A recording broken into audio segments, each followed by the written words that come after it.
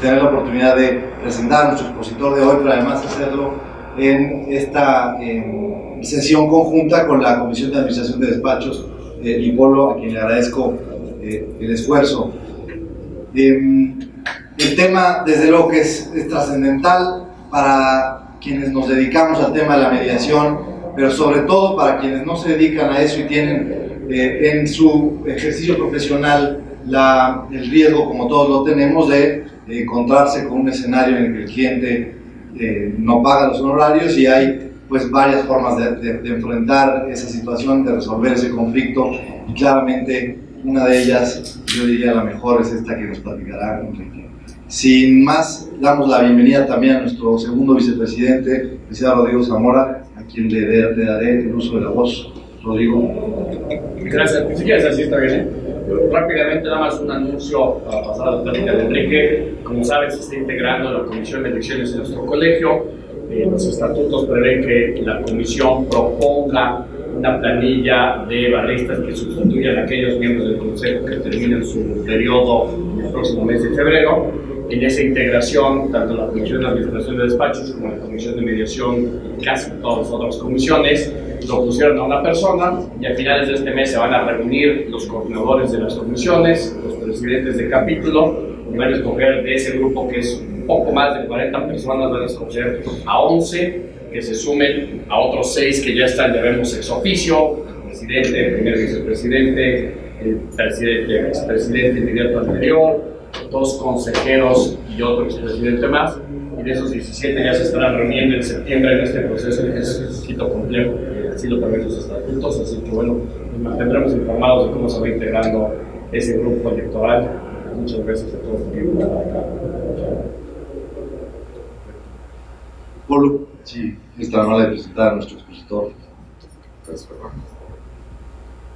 Antes que nada, un gusto realizar la sesión de comisiones conjuntas con la Comisión de Mediación. Muchas gracias, Rodrigo, por acompañarnos hoy. Enrique, un placer.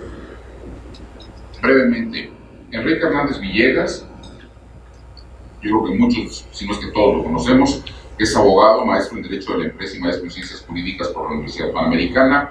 Cuenta con diplomas de especialidad en Derecho Civil, Derecho Mercantil, Derecho Procesal Civil y Mercantil, Económico y Corporativo y Amparo de la UP también. Ha tomado cursos en el extranjero sobre mediación comercial y negociación en JAMS Mediation Training Institute y en Yale School of Management. Es mediador privado certificado con número de registro 37 por el Centro de Justicia Alternativa de la Ciudad de México. Es socio del despacho de abogados Baker McKenzie, en donde se desempeñó como socio coordinador del Grupo de Resolución de Controversias en la Oficina de Ciudad de México de 1996 a 2011. Actualmente es socio fundador y director general de SCL, Solución de Conflictos Legales SCL. Las asociaciones a las que pertenece es miembro y abogado certificado por la Barra Mexicana, Colegio de Abogados y ANADE. Asimismo es miembro de la Cámara de Comercio Internacional ICC México y la International Bar Association.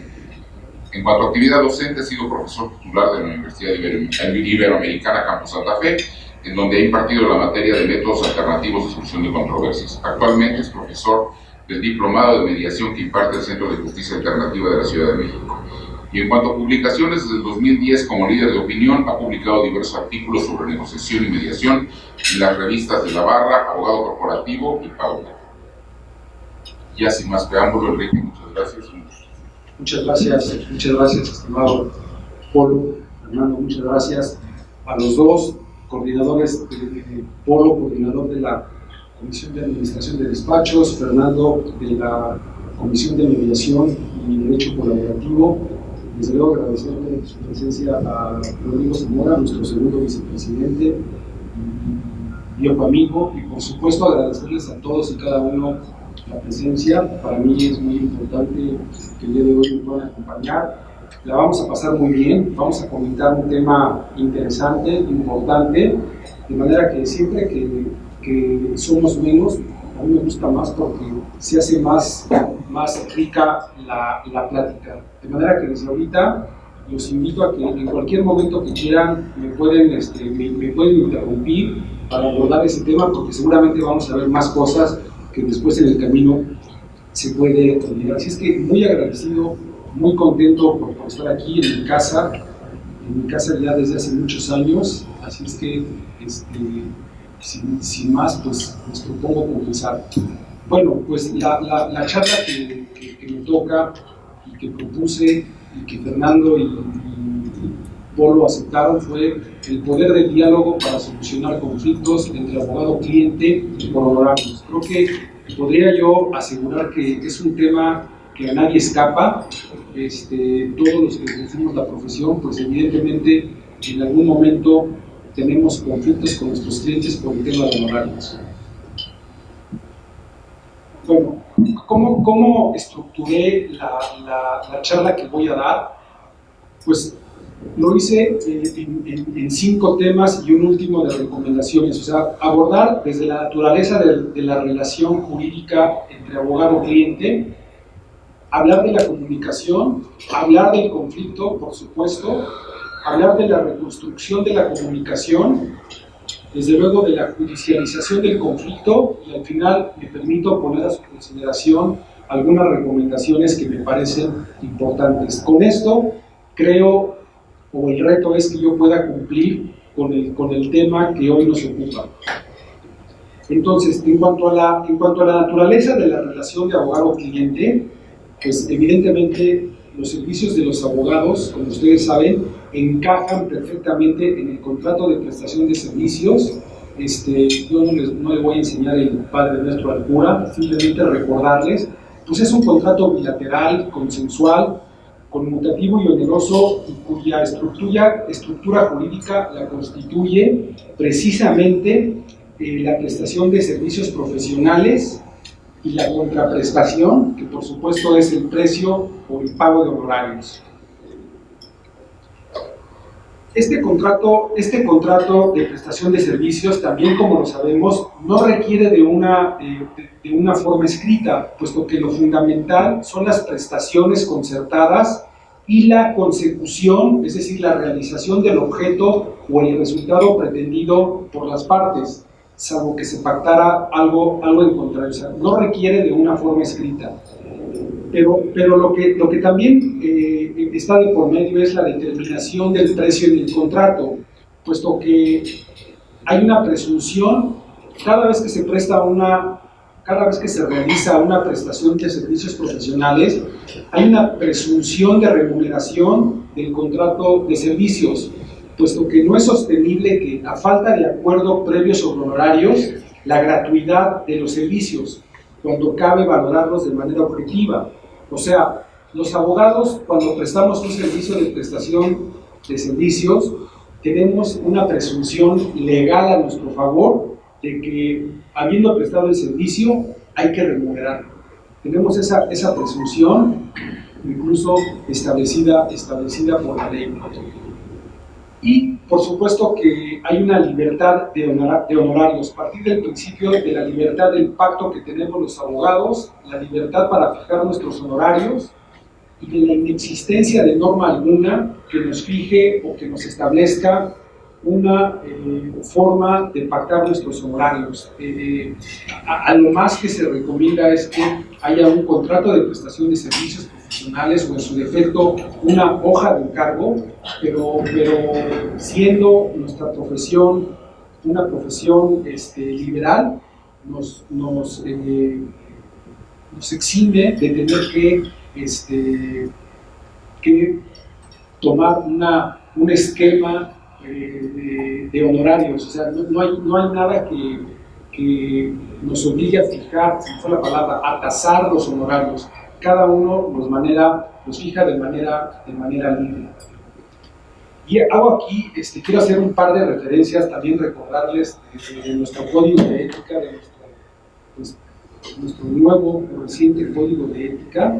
Por ejemplo, fíjense, en el artículo 10.11, si bien les acabo de mencionar que hay una libertad para fijar los honorarios, en el capítulo 10.11, que dice que es el capítulo relacionado con relaciones con el cliente, dice el artículo 10, en su relación con el cliente el abogado debe, o sea, hay un mandato cuando establece el código. Recordemos que el código de ética finalmente es el código de conducta, el código que rige la conducta de nosotros los abogados. En el artículo 10.11, establecer las bases para la determinación de los honorarios. Esa es la parte que me interesa. O sea, el código sí dice que se deben establecer las bases para la determinación de los honorarios y los gastos. O sea, la recomendación es que sí se establezca una base de los honorarios. Desde luego no es aquí la Comisión de Ética, pero me parece conveniente recordar lo que nos marca nuestro Código de Ética Profesional. Bueno, ahora tengo que, evidentemente, para cumplir con el tema, pues hablar precisamente de lo importante que tiene la comunicación. La comunicación, como ustedes saben, es lo más valioso que tiene el hombre. Es un acto natural, es un acto fisiológico. La comunicación es como comer, es como hacer cualquier cosa que es de suma relevancia para el hombre.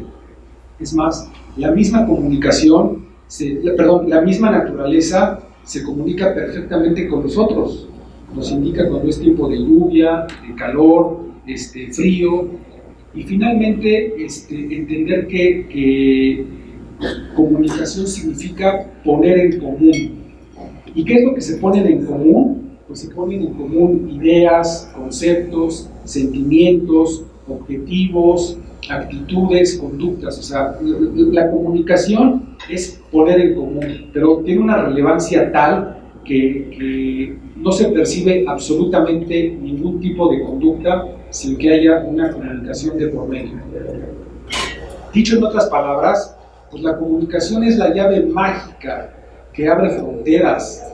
La comunicación es lo más valioso que se tiene. No hay algo más importante, más valioso que no sea la comunicación de las personas, de los seres humanos. Y es consabido que las personas triunfadoras, las personas que más éxito tienen en sus organizaciones y en sus empresas, no son las personas más inteligentes o con un IQ sumamente elevado o con maestrías y doctorados. Está comprobado que las personas triunfadoras en sus organizaciones son aquellas que tienen un sistema exitoso de comunicación. Son las que pueden comunicarse de una manera efectiva, de transmitir sus ideas, conceptos, todo con las personas con las que trabajan. Entonces no es extraño ver a una persona que sin tantas maestrías y doctorados, que sin tanto rollo, tenga una facilidad y tenga una ventaja muy importante a partir de saberse comunicar. O sea, la comunicación es prácticamente todo, puesto que el aislamiento por supuesto no es opción. Nosotros todo el tiempo estamos haciendo sinergias, todo el tiempo estamos conformando nuevos grupos. Lo opuesto es que el aislamiento es simplemente, ni siquiera es opción. O sea, nadie sale en su día a día pensando en que hacer las cosas de manera aislada podría funcionar. No sé si se han puesto a pensar por qué el éxito tan grande, yo diría brutal, de las redes sociales como Facebook, Twitter, Google, LinkedIn. No sé si lo habían visto, pero el éxito de estas redes sociales, que yo les apuesto que todos, me debería decir que todos sin excepción tenemos redes sociales, pues el éxito es precisamente por la necesidad imperiosa de las personas de comunicarse. A mí me llama la atención y a veces me da risa cómo las personas comunican a veces cuestiones tan banales que dices, bueno, y a mí qué me importa que esté comiendo en este momento, y le toman foto a la hamburguesa y a los chilaquiles y la ponen en sus redes sociales, hasta que comprendí que es la imperiosa necesidad de comunicarse. Claro que hay cosas que se comunican más importantes, como cuando la persona se siente triste, o cuando ponen típicos mensajes que hemos visto de que, pésimo día, hoy me pasó todo, y toman una foto de algo que les pasó, y la gente, en esta necesidad imperiosa de comunicación, pues no le interesa si todo el mundo vio su mensaje, si no lo vio, no lo hace ni siquiera porque le pongan likes, simplemente esta necesidad importante de comunicarse. Y cuando la persona comunica y le pica send o le pica para que se dispare, en ese momento se siente satisfecha de por lo menos en este afán importante de comunicar. Entonces ese es el éxito que está detrás tan importante de las redes sociales, esta necesidad de comunicarse. Porque la otra cara de la moneda, es decir, el no comunicarse, pues es sencillamente un acto inhumano. No es una mala, no les quiero dar una mala sugerencia, pero lo peor que se le puede hacer a una persona es dejarle de hablar, es cortarle la comunicación, al grado tal de que hay personas que dicen, oye, prefiero que me pegue, pero no me dejes de hablar. O sea, no comunicarse es un acto inhumano. Por eso comento, lo peor que le pueden hacer ustedes a una persona, si un día se lo propusieran, que espero que no, es simplemente dejarle de hablar. Es cuando dices, no quiero hablar contigo. O sea, es ignorar su ser, es ignorar que esa persona existe. Por eso también comento que a veces prefiero que dice, oye, mejor pégame, pero no me ignores o no me dejes de hablar. A ese grado llega la relevancia, lo importante que yo les quiero transmitir de la comunicación y el tema supremo que tiene. Pero ¿qué pasa cuando la comunicación es mala o es deficiente o hay barreras en la comunicación que no permiten que los mensajes lleguen? Pues esta lámina me gusta porque, pues miren, está que así lo explicó el cliente, así lo entendió el programador, así entregó el proyecto y al final, y así lo deseaba el cliente, ¿no? Cuando la comunicación falla, cuando hay barreras en la comunicación, podríamos hablar de una charla de todo eso, pues finalmente el mensaje o lo que se pretendía hacer o dar, pues llega de manera incorrecta. Entonces, también no solamente basta tener comunicación, sino la idea central es que la comunicación sea buena y sea apropiada. Pero de ahí, ahora quiero pasar a hablar del conflicto. El conflicto que, al igual que la comunicación, pues es un fenómeno humano y social. Yo les preguntaría que si ustedes creen que habrá alguna persona que no tenga conflictos. ¿Alguien pensaría que hay alguna persona que no tenga conflictos? Pues efectivamente la respuesta es muy simple y categórica. No, por supuesto que no hay ninguna persona que no tenga conflictos. Solamente no tienen conflictos pues los muertos, porque el estar vivo supone tener conflictos por este fenómeno humano y social que implica el conflicto. Entonces, evidentemente todas las personas en condición de estar vivo significa tener conflictos, y el conflicto per se no es malo. Lo voy a comentar más adelante. Lo malo del conflicto es no saber salir de él de una manera apropiada, porque el conflicto, comentarles que estimula el interés y la curiosidad. El conflicto, cuando se le ve de una manera apropiada, es la raíz del cambio. ¿Cuántos de nosotros, a partir de un conflicto importante que tuvimos en nuestra vida, pues nos hizo cambiar las cosas, nos hizo cambiar nuestra conducta, nos hizo cambiar nuestra mentalidad? O sea, el conflicto es importante, pero hay que entenderlo que también, no solamente verlo por la parte negativa, sino también como una posibilidad, una raíz del cambio.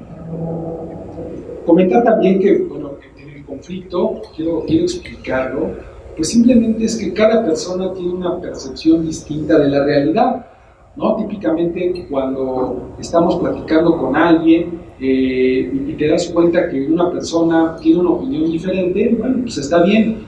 Normalmente la respetas, pero no la compartes.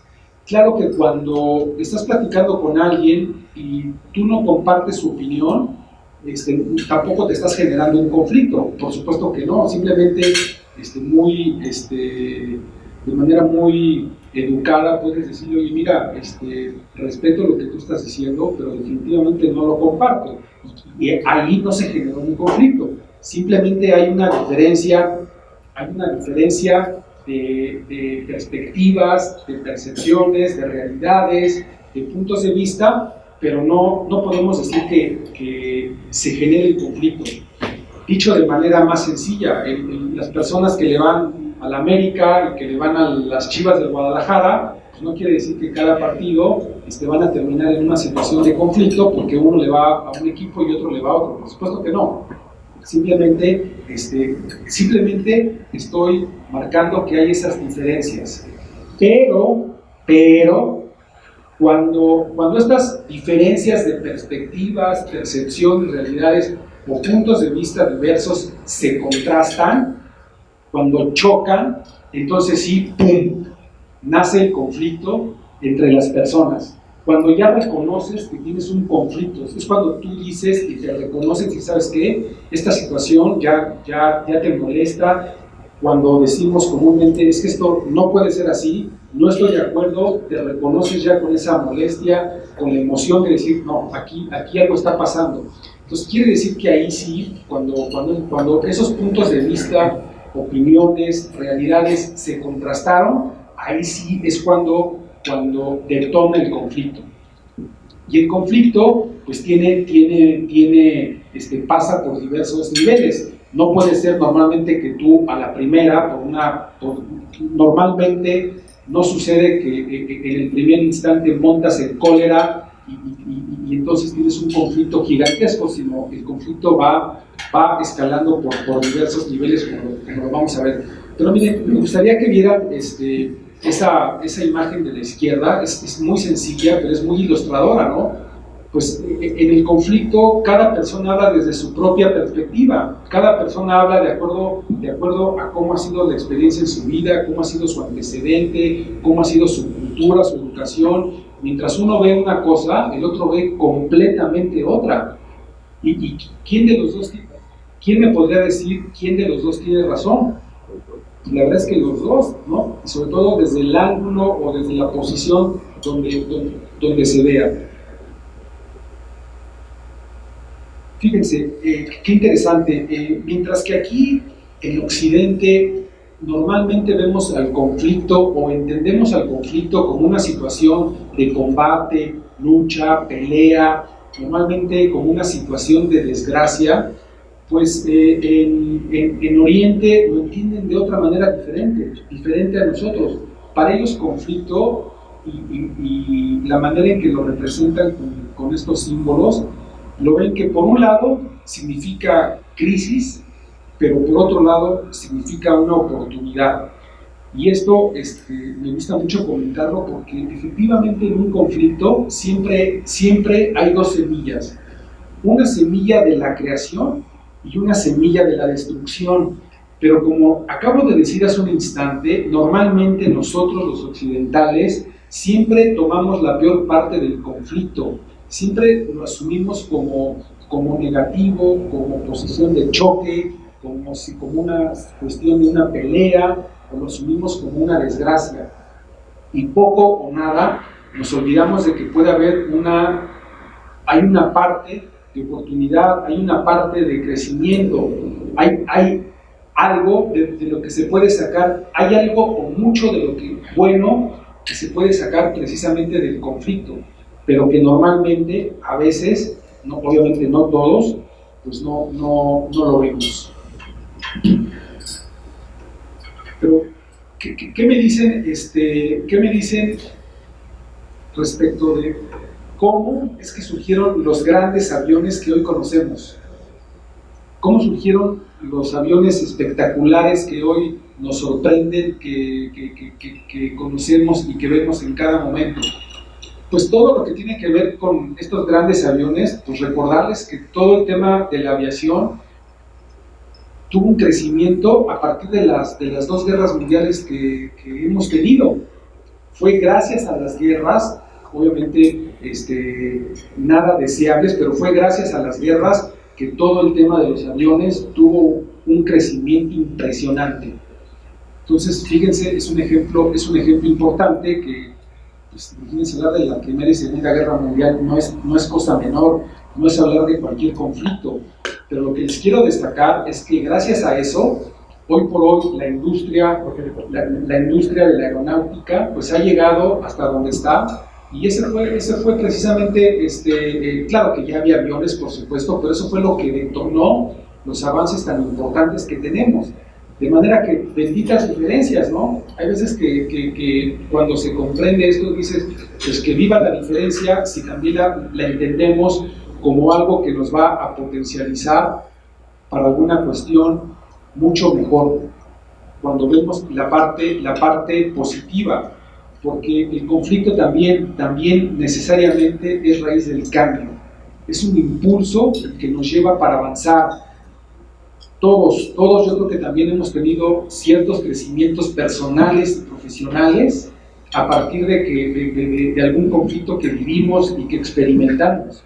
Entonces también quiero enfatizar en lo importante o los beneficios que puede tener un conflicto cuando se nos presenta.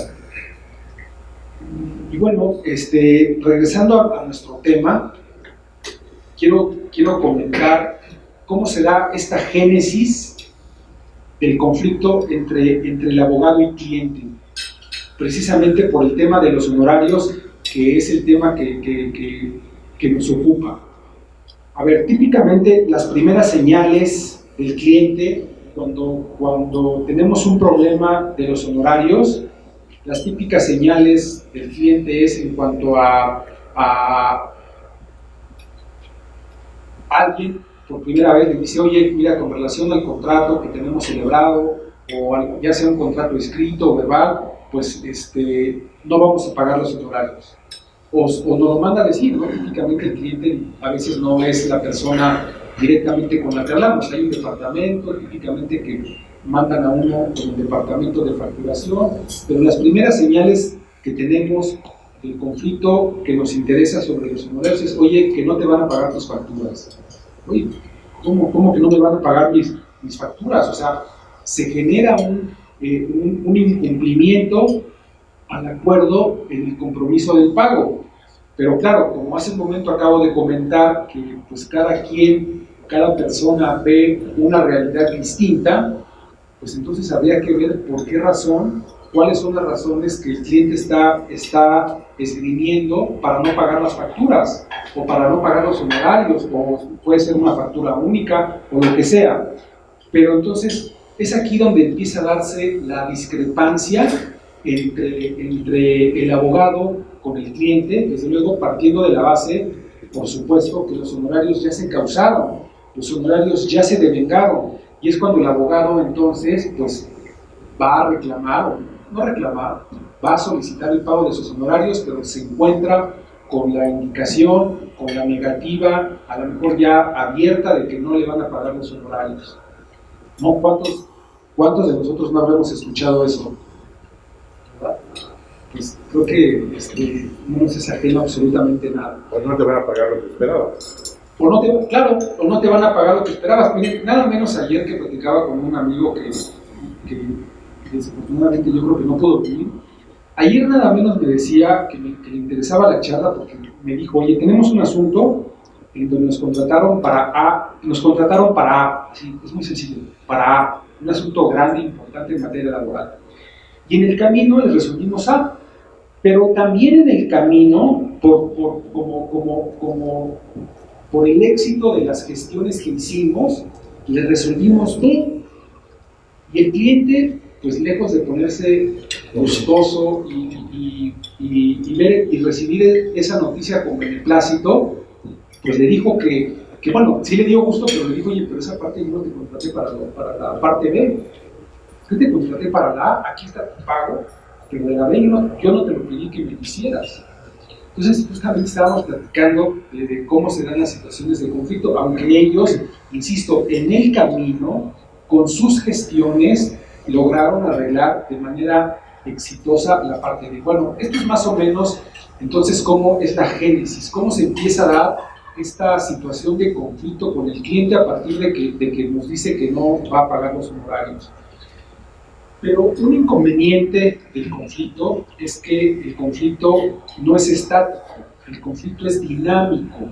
Esto quiere decir que el conflicto, si no se soluciona a tiempo, va a subir, va a crecer exponencialmente y puede llegar a situaciones inimaginables. Eso de que la gente dice que con el tiempo se solucionan las cosas es completamente, como decimos los abogados, falso de toda falsedad. No es cierto. Un conflicto que no se soluciona en tiempo, tarde que temprano va a reventar, pero no se va a solucionar, o sea, el tiempo no lo soluciona.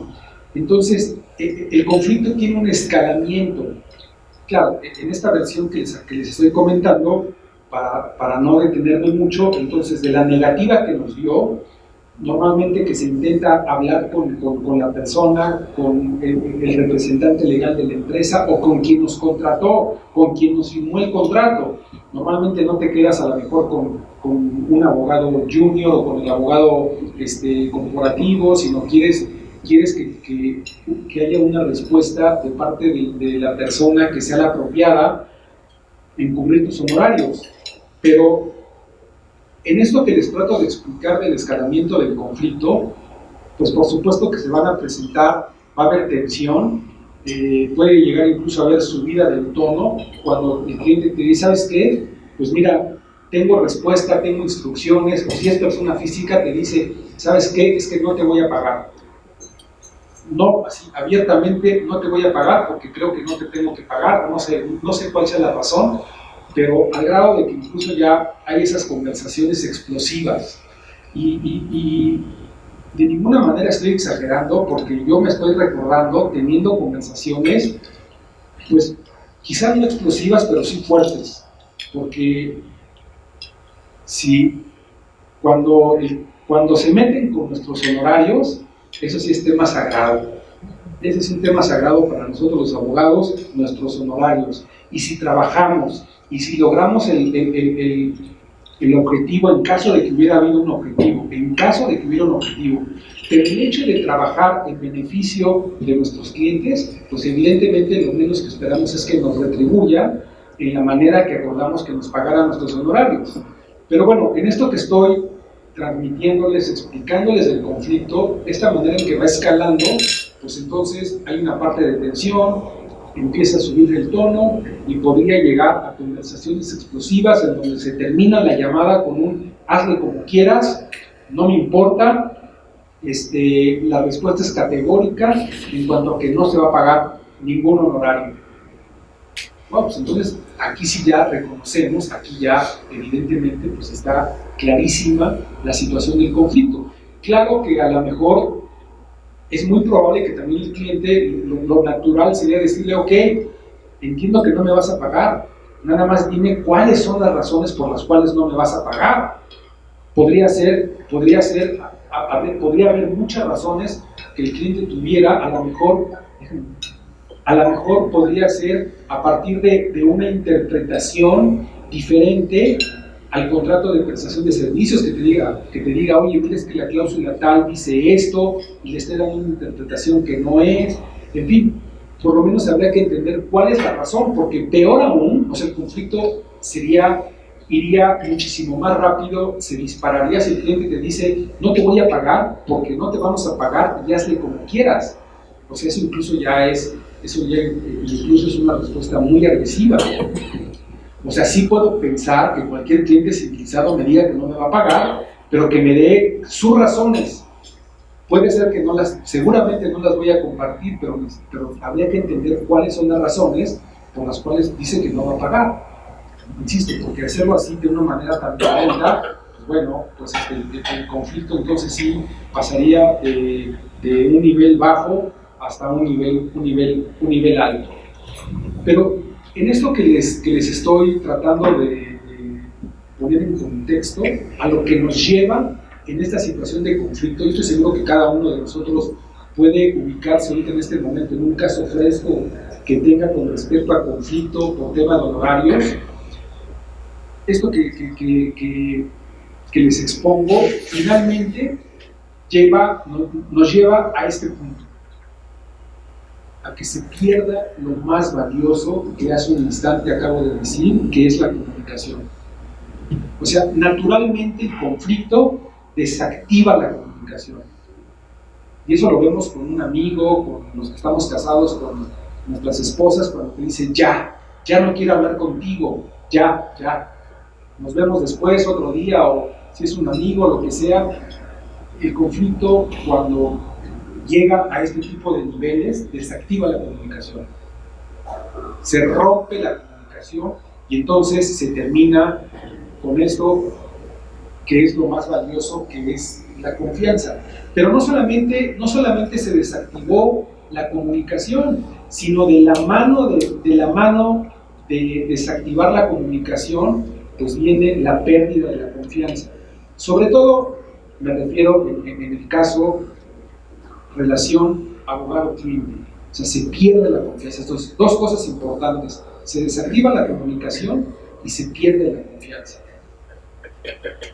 De manera que cuando se da eso, cuando ya estamos en esa situación en donde te volteas con tu socio o con tus compañeros de despacho y le dices, oye, es que el cliente tal, fulanito de tal, no nos va a pagar, ya tenemos un conflicto con él, ya no queremos saber nada de él y vamos a ver qué es lo que vamos a hacer. Es como empieza a pensar normalmente cualquiera que estuviera en esa situación. Pero yo creo que la parte de cambio que nosotros, los que nos dedicamos a la mediación, les traemos, y esa es parte de nuestra propuesta muy importante, es que en esa situación en la que les acabo de comentar, pues afortunadamente la buena noticia que les quiero compartir es que tiene una solución, tiene una forma de arreglar, tiene una manera en que se puede componer.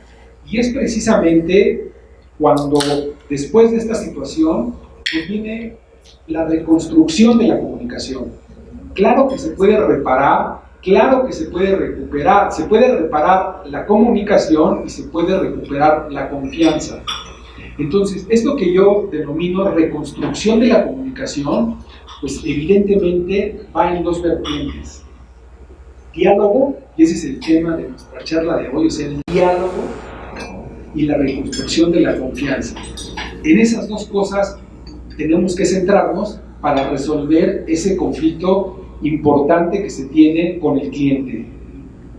Pero yo pienso, yo tengo varios casos que sería oportunidad los comento después, pero una vez que resorteas hacia terceros, pues a lo mejor luego te van a decir el mediador, bueno, te iba a pagar 2, te va a pagar 1 y están de acuerdo por la intervención del mediador. Pero eso ya no es reparable. O sea, tu cliente ya no te va a contratar. Y entonces, la verdad es que por lo menos yo a veces he tenido que aceptar algunos acuerdos que a lo mejor hubiera podido ganar el juicio mucho más, con tal de seguir manteniendo la confianza del cliente, ¿no? Porque los clientes obviamente tienen sus perspectivas, ¿no? Un ejemplo del cual no has hablado aquí es en un asunto que me tocó participar. Mi cliente mandó hacer su fábrica de papas, ¿no? Papas fritas. Y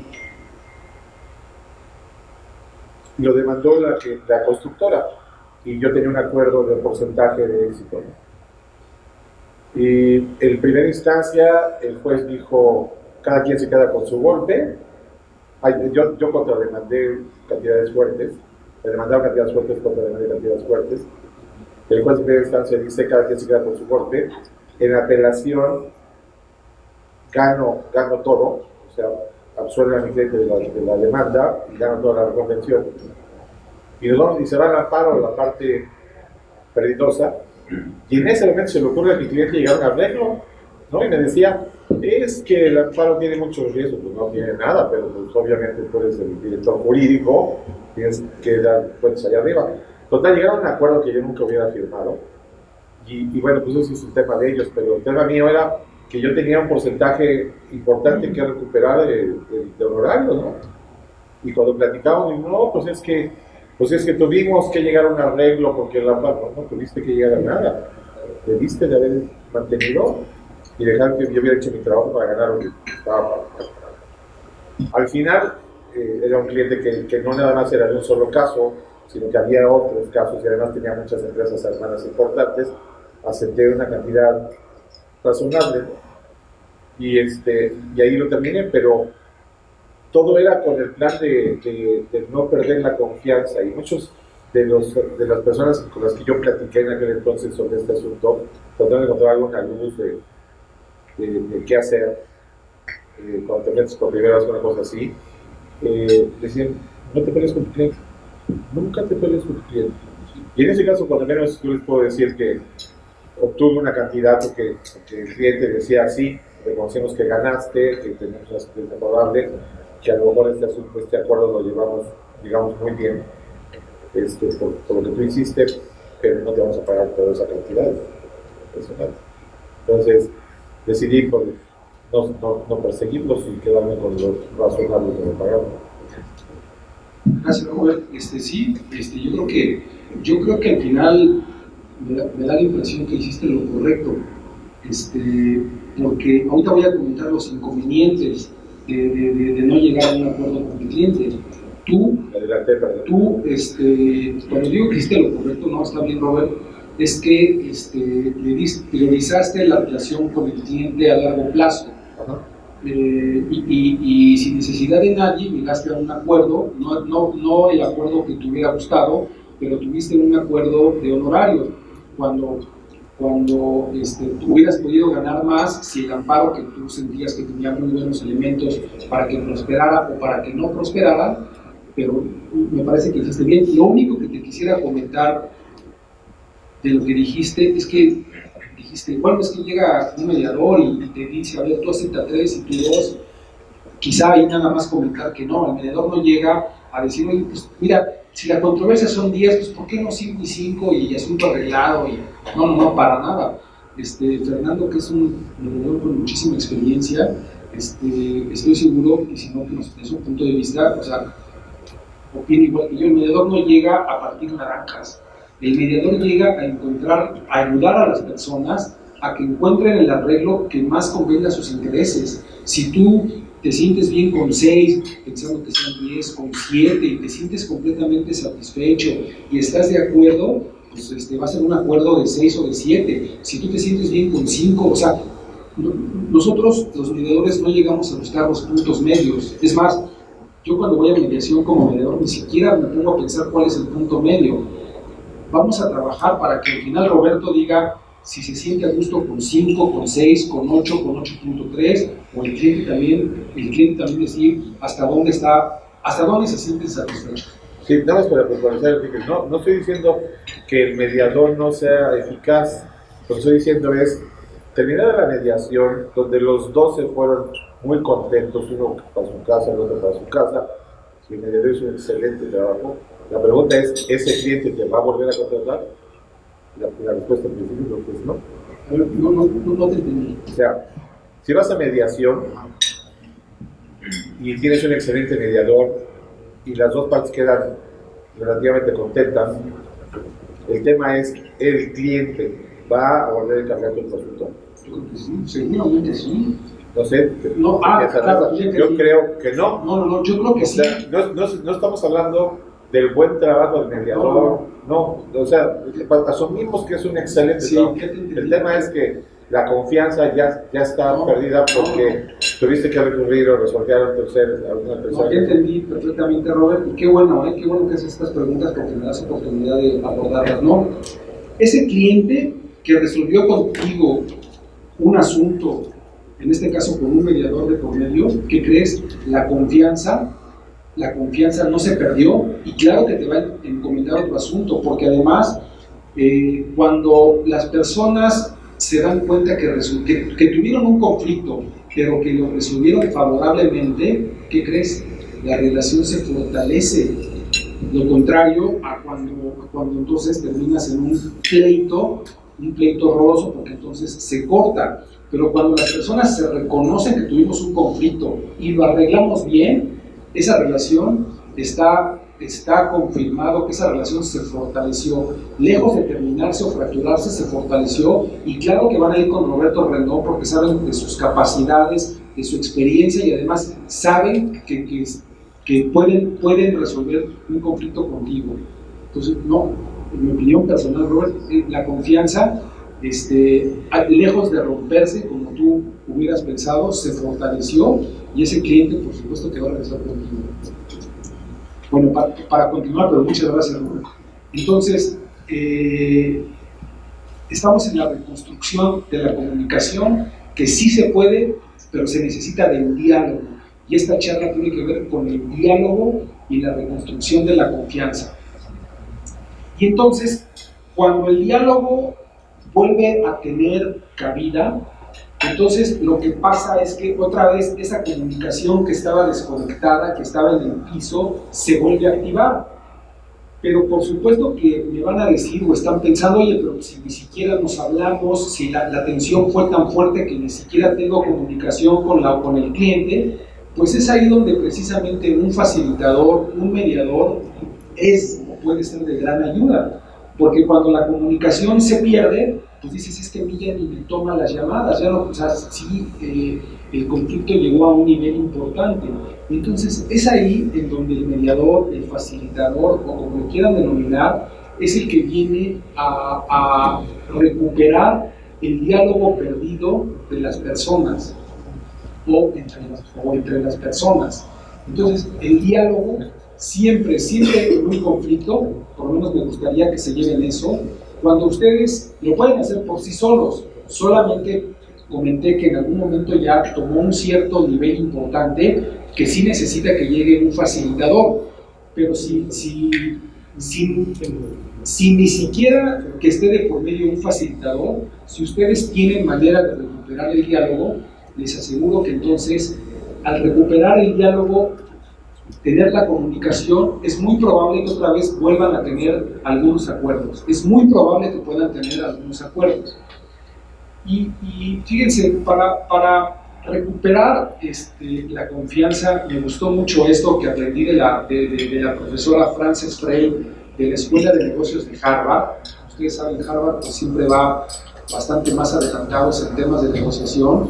Lo que dice la profesora Frances Frey es que cuáles son los elementos de la confianza, entender cuáles son, nada más hablar de confianza, como definición, o sea, ¿qué es la confianza? La confianza es simplemente, es una fe de ida y vuelta. La confianza es te creo y me crees. Cuando se rompe la confianza, es precisamente cuando ya no crees en la otra persona, pero la confianza es una fe de ida y vuelta. La confianza normalmente es un puerto de llegada, no es un puerto de salida. Y lo que dice la profesora Frey es que los elementos de la confianza son 3: ser auténtico, tener lógica y empatía. Cuando se dan estos 3 elementos, hay confianza, y voy a referirlos individualmente. Ser auténtico es muy fácil, es ser uno mismo. Y nosotros como especie humana podemos olfatear en un instante, literalmente en un instante, si alguien está siendo o no su verdadero yo auténtico. O sea, lo podemos percibir inmediatamente. De manera que si quieres ser digno de confianza, pues tienes que ser tú mismo. No necesitas hacer otra cosa más que ser tú mismo. Tener lógica, pues bueno, esto creo que ni siquiera vale la pena abundar. Yo creo que supone que todos tenemos una lógica, entendiendo por lógica la capacidad de demostrar que tus razonamientos son correctos. Eso pues, me parece muy, muy sencillo, tener lógica. Y por último, la empatía, que como ustedes saben, empatía que no simpatía, que no es sentir pena o lástima por otros, sino simplemente entender qué es lo que las otras personas piensan o sienten, dicho de manera muy sencilla, de la empatía. Cuando se dan estos tres elementos, es cuando entonces se tiene confianza, cuando alguien es digno de confianza. Por lo menos en lo sucesivo ustedes, derivado de lo que les estoy platicando, bueno, me gustaría que por lo menos ya puedan entender si pueden sentir o no confianza de una persona. Por lo menos recordarán esos tres elementos: la empatía, la lógica y ser uno mismo, los elementos de la confianza. Y como respuesta a la falta de pago de los honorarios, y como tú anticipabas, Robert, pues yo planteo como una interrogante, o sea, si no me pagan entonces los honorarios, ¿cuál sería la reacción natural? O sea, judicializar el conflicto, tener que ir a demandar, o sea, un asunto más a nuestros pobres tribunales que están saturados de trabajo. Yo sostengo, por lo menos eso es lo que yo propongo, definitivamente no. O sea, no es opción judicializar ese conflicto, porque precisamente lo que viene a ser el derecho procesal, o sea, si de por sí la comunicación estaba en el piso y no se tenía, pues el derecho procesal clausura definitivamente la posibilidad del diálogo. De hecho, nuestros procesos, la manera en que están, en que fueron confeccionados, no fueron pensados para poder llegar a un acuerdo. Y claro, me van a decir, oye, pero ahora en oralidad es distinto. Y sí, efectivamente, ahora en oralidad afortunadamente han cambiado, pero yo me refiero antes de los juicios de oralidad, los procedimientos, lo digo, como tú sabes, pues no estaban diseñados como para que se pudiera llegar a un acuerdo. Entonces, el derecho procesal clausura definitivamente la comunicación, si de por sí ya estaba, como les comento, en el piso. ¿Por qué? Pues porque los que son abogados postulantes, dirán los griegos, myself included, el emplazamiento es la declaración de guerra. O sea, cuando ya notifican formalmente la demanda, es cuando la persona dice, me demandó, o sea, fue capaz de demandarme, perfecto, pues ahora nosotros les vamos a buscar al mejor abogado para no pagar, para incumplir, para lo que sea. Pero el emplazamiento finalmente es eso, es una declaración ya abiertamente de guerra, porque además, no estoy exagerando, o sea, el litigio finalmente es una batalla legal. O sea, va a haber golpes para los dos lados, va a haber caídas de los dos lados. Entonces, cuando se entiende esto, pues me parece que es mucho mejor. Y comentar los inconvenientes aquí, Robert, que quiero compartir con ustedes, pues los inconvenientes de judicializar el conflicto estriba en que, por supuesto, perder el cliente. Ese cliente, persona física o persona moral, pues muy probablemente, si no es que seguro, pues lo vas a perder. O sea, ese cliente ya no te va a volver a buscar. Otro inconveniente es que no hay enemigo pequeño, Puede ser a lo mejor que a lo mejor es un cliente que no es el cliente que no es el más importante del despacho, pero no hay enemigo pequeño, porque ese cliente inconforme, insatisfecho, enojado, pues puede desde comenzar con ustedes saben lo poderoso de las redes sociales, y puede empezar con comentarios negativos acerca del abogado, acerca del despacho del abogado. Y si ese cliente o empresa, persona física o moral, pues tiene 2,000 seguidores, que no es nada descabellado, pues imagínense cómo están quedando o cómo estaríamos quedando. Pero voy más lejos. Olvídense que haga comentarios negativos en las redes sociales. No. Que verdaderamente inicie una campaña de desprestigio en contra del abogado o en contra del despacho de abogados. O sea, abiertamente que diga, sí, perfecto, o sea, le va a meter dinero, le va a meter tiempo, le va a meter esfuerzo, pero ahora sí, para hacer una campaña abiertamente en contra del abogado o en contra del despacho de abogados. Eso creo que ya tiene otro peso importante, ¿no? O sea, eso ya cambia las cosas. Entonces hay un inconveniente sumamente importante que muchas veces a lo mejor no nos damos cuenta en el momento de tomar una decisión, sobre todo de demandar, de judicializar el conflicto. Y además comentarles que judicializar un conflicto yo lo entendería hace 5 o 10 años, pero ahora que precisamente los métodos alternativos tienen un rol muy importante en la sociedad, tener que tomar como primera opción o única opción llegar a presentar una demanda, a mí me parece que no es el camino, no es el camino correcto o apropiado, o por lo menos en primera instancia.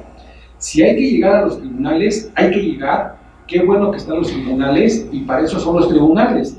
Pero como primera instancia llegar a demandar, esa es la parte con la que yo no estaría tan de acuerdo. Y además también comentarles que cuando se toma la decisión de demandar al cliente, pues lo que hay que tener en cuenta es que el cliente automáticamente se victimiza. El cliente se siente como que, fíjate, me demandó el abogado o me demandó el despacho de abogados. Se hacen las víctimas en lugar de tener que asumir su responsabilidad, que por supuesto tienen en el conflicto. Cuando en el conflicto, por ejemplo, se puede tener un procedimiento de mediación, eso ya, a ver, hay un conflicto, reconocen que hay un conflicto, a ver, pues cada parte, cada persona, no me gusta hablar de parte, sino cada persona tiene que asumir su responsabilidad en ese conflicto, porque de otra manera cuando se demanda, y cuando lo que les quiero destacar con victimizar al cliente, es que se siente él como el ofendido, como que cómo fue capaz de demandarme si le hemos pagado tanto de honorarios, si hemos sido clientes por tantos años. Pues ahora le vamos a buscar nosotros al mejor abogado y le vamos a pagar lo que sea, a ese sí le van a pagar los honorarios, pero esto no se va a quedar así. O sea, toman posiciones de víctimas, y cuando alguien también se asume como víctima, pues es como él fue el que me demandó, pues entonces ahora nos vamos al pleito. Le dan la excusa perfecta para que no termine de pagar, y es cuando se escucha, pues ahora a ver cómo le hace, nos vemos en 2 o 3 años y a ver cómo se cobra. Porque precisamente asume como una situación muy violenta el llegar que demandarla. Entonces, por eso les comento, por lo menos desde mi experiencia, cómo judicializar el conflicto de primera instancia no es lo conveniente. Lo conveniente es saber, si yo puedo tener el diálogo contigo de manera directa, lo hago. Si no puedo, porque la situación está muy ríspida, entonces busco un facilitador, busco un mediador, pero a ver, vamos a asumir los dos nuestra responsabilidad que tenemos en el conflicto, vamos a revisar el contrato, vámonos a su interpretación real, natural, vamos a ver cuáles son tus puntos de vista por las que crees que no es el pago, yo te voy a dar los míos por los que sí creo que el pago de honorarios es procedente, y vamos a construir un acuerdo. Vamos a llegar a un acuerdo que nos deje satisfechos a ambas partes. Ese es el motor de la mediación, esa es la enorme ventaja. Y hace un momento que te decía, Robert, cuando las personas participan en la solución de su conflicto que no les impuso el mediador, o sea, el mediador nunca dijo, o por lo menos el mediador, me parece que el mediador ortodoxo, que respetó la voluntad de las partes, es cuando construyen un acuerdo en donde se sienten satisfechos, se sienten escuchados, asumen su responsabilidad en el conflicto, y normalmente, y estoy seguro que tú podrías coincidir conmigo, se llegan a ese tipo de acuerdos. Y en mi experiencia es cuando, por eso siempre ven ustedes que todo lo que tiene que ver con negociación y mediación es un handshake. O sea, yo lo he vivido en mi oficina, cuando se dan la mano y cuando escucha uno frases como, oye, pues por aquí hubiéramos empezado, ¿no? Yo les digo, pues sí, por aquí hubieran empezado, no que se fueron a pelear 3 años de litigio y en ejecución de sentencia en un caso que reciente que recientemente tuve, pues estuvieron sentados ahí conmigo en mediación. Y es cuando la gente dice, oye, pero es que no pensé que yo lo hubiera podido arreglar. No, pues ya viste, no fue tan complicado. Entonces, tiene una parte verdaderamente importante. Porque además, fíjense, acudir a un juicio supone abrir la caja de Pandora. Y les tengo que confesar que yo no sabía, bueno, sí sabía que siempre se decía que un juicio era como abrir una caja de Pandora, pero yo no entendía por qué. Yo no sabía por qué, hasta que lo investigué. Y recordando la mitología griega, Zeus creó a Pandora y le envió a la tierra con una caja, ¿no? Y le dijo, nunca abras esta caja. Pero como todos sabemos, pues, ya ven, hay algunas mujeres que son muy curiosas, y pues Pandora no pudo más y abrió la caja. Y de la caja salieron plagas, penas y toda clase de males en contra del hombre. Lo único que había en la caja era esperanza. Y eso exactamente, y ahora ya entiendo el símil con los juicios, es exactamente lo único que hay en un juicio: esperanza. Esperanza que no certeza, que no certeza, porque nadie, y mucho menos un abogado serio, puede garantizar el éxito en el resultado de un proceso, de un juicio. Entonces, de ese juicio van a salir toda clase de males en contra de las partes contendientes. Entonces, me pareció ilustrativo comentarles de dónde, para los que no lo sabían, de dónde viene esto de la caja de Pandora. Y nuestro código de ética, en el artículo 10.10, fíjense que acabo de comentar que ningún abogado serio puede garantizar el resultado de un juicio. El artículo 10, que es el mismo que había empezado a leer, que es el capítulo Relaciones con el cliente, el 10.10 dice que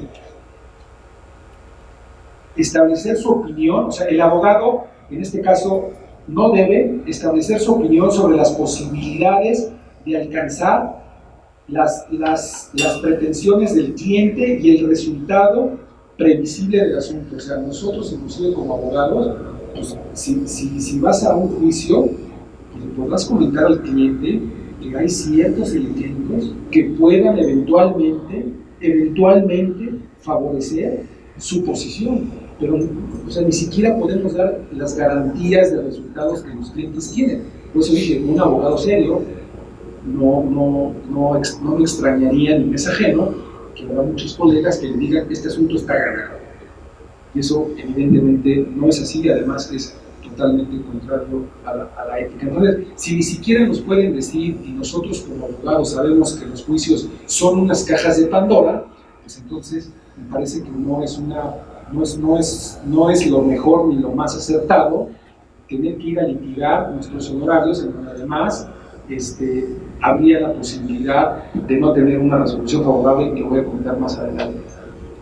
Y además también recordar pues esta reforma trascendental de la Constitución que tenemos ya desde el 2008, ese empoderamiento que se nos dio en la reforma del 17 constitucional, que dice que todas las leyes preverán mecanismos alternativos de solución de controversias. Simplemente recordarles a ustedes que desde el 2008 todos los ciudadanos del país, no solamente los abogados, pues ya constitucionalmente la apuesta es que nosotros podamos resolver nuestros conflictos sin la necesidad de ninguna autoridad. Como quien dice, ya estamos grandecitos, ya que no nos vean, como menores de edad, y que tengamos las capacidades de resolver nosotros nuestros conflictos sin la necesidad, sin la intervención de ninguna autoridad. Otra referencia importante al código de ética,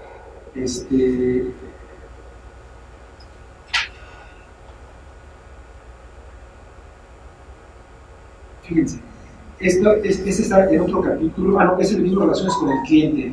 El abogado debe evitar toda controversia con el cliente acerca de sus honorarios hasta donde esto sea compatible.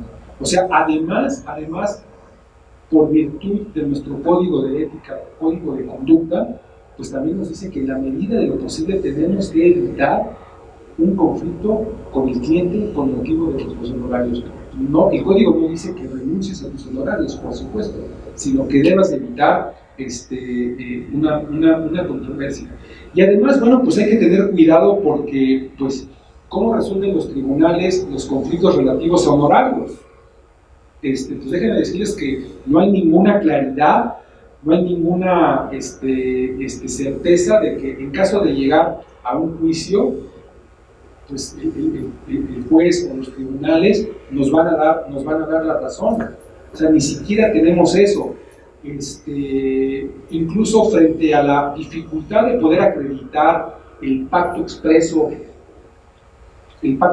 de los honorarios, ante esa dificultad, pues normalmente viene la moderación de los honorarios, pero viene la moderación de los honorarios a la baja. O sea que han habido casos en donde los conflictos han sido por discrepancia en la cuestión de los honorarios, y al final los tribunales han determinado moderar los honorarios, pero a la baja, y peor aún en otros casos mandar que se cobren los honorarios conforme arancel. Y el único arancel que existe, pues es precisamente de los honorarios en el Código de Procedimientos Civiles. O sea, te puede ir como en feria en los tribunales, te puede ir como en feria porque frente a la imposibilidad de poder acreditar el pacto expreso, o hay una moderación a la baja, o peor aún, que te los pasaran y que fuera conforme a la ley. Entonces, bueno, ni siquiera por ahí nos conviene. Y bueno, pues ya las recomendaciones que yo me permito poner a su consideración, pues evidentemente hay que ser muy precavido con los honorarios desde el principio de la relación. A los honorarios darle la importancia que merecen, porque muchas veces en el ánimo de recibir al cliente, y es un cliente importante, ya se nos hace, tenemos el ansia de poderlo atender, que de repente no pactamos los honorarios o los vamos pactando en el camino, pero no lo hacemos de la manera correcta, dándole la importancia que tiene. Entonces la recomendación es ser precavido y darle la importancia. A la hora de determinar los honorarios, siempre emplear criterios de transparencia y moderación, que todo sea transparente, que la cláusula no sea como estas cláusulas que permiten interpretaciones dobles y pensando que después yo aquí me puedo favorecer para cobrarle más, pues evidentemente me parece que eso no es razonable. Es fundamental establecer el precio al comienzo de la relación profesional. Se cobre por hora, se cobre por cuota litis. La cuota litis está totalmente aceptada en el Código de Ética, pero tiene que establecerse, tiene que quedar por escrito. Y si por lo menos no les dio tiempo o no sé por qué razón, no tienen un contrato de prestación de servicios, que sería lo ideal, pues por lo menos tengan una hoja de encargo, ¿no? En donde, oye, pues tú me estás encargando esto y mi honorario, mi tarifa o la manera en que te voy a cobrar, pues es esta. Y por último, que durante el desarrollo de la relación profesional, pues es muy importante dejar rastro documentado, pues, de la intervención que vamos teniendo, ¿no? Porque cuando pasa el conflicto, pues típicamente pues es cuando, oye, pero es que te acuerdas que fuimos a la audiencia, pues sí, pero nunca me le mandaste un mail, un correo. O sea, ir documentando lo que vamos haciendo, porque siempre es conveniente o seguramente puede servir como una forma de acreditar pues el trabajo que estamos realizando para el cliente. Y para terminar, y desde luego no sin antes agradecerles su paciencia y el favor que me han acompañado, tengo mini video precisamente de la reconciliación, que es uno de mis favoritos y que me gusta mucho, y que se me voy a... Me dije a tu padre que tiene que arreglar la luz de la taza. Sí, vale. ¿Qué dice mamá que tienes que arreglar la luz de la entrada?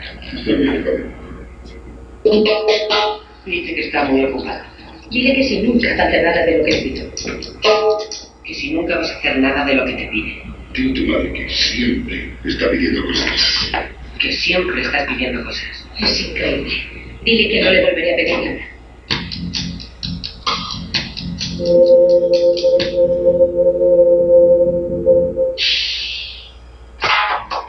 Dice mamá que te volvería a pedir que te casaras con ella. Que no digas tonterías. Dice que eres tonto, que le gustas mucho, que está loca por ti. Me trata de pelo, tus ojos, y entonces